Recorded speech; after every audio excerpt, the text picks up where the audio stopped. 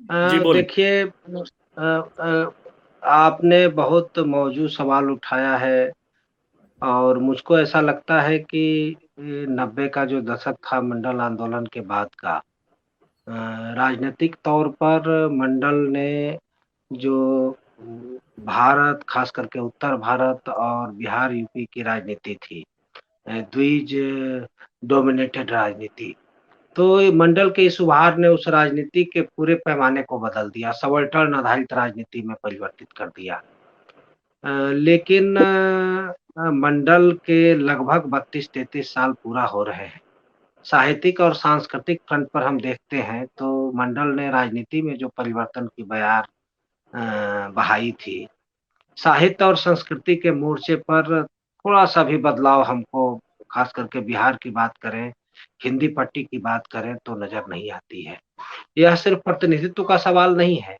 अब आप देखिए कि इस नज़रिए से काम नहीं हुआ है, हो होना चाहिए कि 90 के दशक में मेरा अपना मानना है कि आप देखिए कि बिहार में जो उपन्यास लिखे गए, 90 के पीरियड में, तो उसमें आप देखिएगा कि जो वामपंथी फ्रंट के जो उपन्यासकार हैं वह और जो दक्षिणपंथी फ्रंट के उपन्यासकार हैं, दोनों मतलब गलवहियाँ करते नज़र आते हैं। हम इसलिए यह बात इसलिए कह रहे हैं, 2-3 उपन्यासों को लेकर के हमने एक अध्ययन किया था और आप देखिएगा कि 90 के दशक को जिस सांप्रदायिकता विरोधी, कमंडल विरोधी दशक के रूप में जाना जाता है और ऐसा कहा जाता है कि उत्तर प्रदेश और बिहार में अगर मायावती, काशीराम नहीं होते, मुलायम सिंह नहीं होते, बिहार में लालू प्रसाद जैसे लोग नहीं होते, तो यह बेल्ट कब का गुजरात बन चुका होता।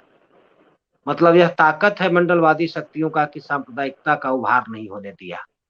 अब आप देखेंगे कि इस दशक के जो उपन्यास लिखे गए हैं, इस उपन्यास को पढ़िएगा तो इस सीधे से ओझल लगेगा, आपको लगेगा ही नहीं कि मंडल का कोई है। उसको एकदम जिस तरह से कमंडल मंडल को देखता रहा है राजनीति में, वामपंथी लेखक भी आप देखिएगा कि मंडल के उस दशक को जंगल राज के रूप में चित्रित करते हैं और सांप्रदायिकता जैसे लगता है कि उनके लिए इश्यू है ही नहीं।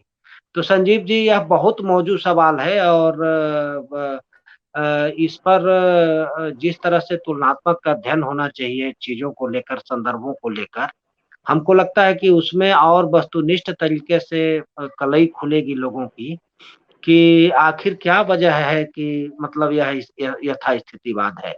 मुझको लगता है कि इस यथास्थितिवाद की जड़ जो है ना, आज़ादी के पहले के राजनीति के जो एजेंडे हैं, आप देखिए कि चाहे अम्बेडकर हों, गांधी हों, जवाहरलाल नेहरू हों, भगत सिंह हों, सब जाति को एक महत्वपूर्ण मुद्दा मानते थे और सभी जो राजनीतिज्ञ थे अपने तरीके से टकरा रहे थे जाति के सवाल से।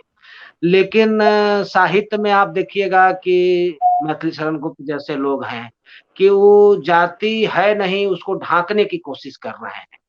एक वैष्णववादी परंपरा जिसको कहते हैं, वो पूरा मैथिली शरण गुप्त से लेकर अभी जो आपके बड़े क्रांतिकारी दिखते हैं, पुरुषोत्तम अग्रवाल वगैरह, सबके लेखन में बहुत बुरी तरह से हावी है और हमको लगता है कि संजीव जी इस पर सीरीज में बात लेखन ही किया नहीं, जाना चाहिए। मैं बहुत बहुत कायदे से यहाँ क्लेम कर दूं कि पुरुषोत्तम अग्रवाल को बहुत करीब से हमने देखा है 2006 के, जब दूसरी बार विश्वविद्यालयों में अर्जुन सिंह के समय में, तो ये लोग मंडल जी, जी। विरोधी लोग जी, जी। थे, जाति और इनके के इनके पूरे आलोचना कर्म मानने की। और लेखन में भी है।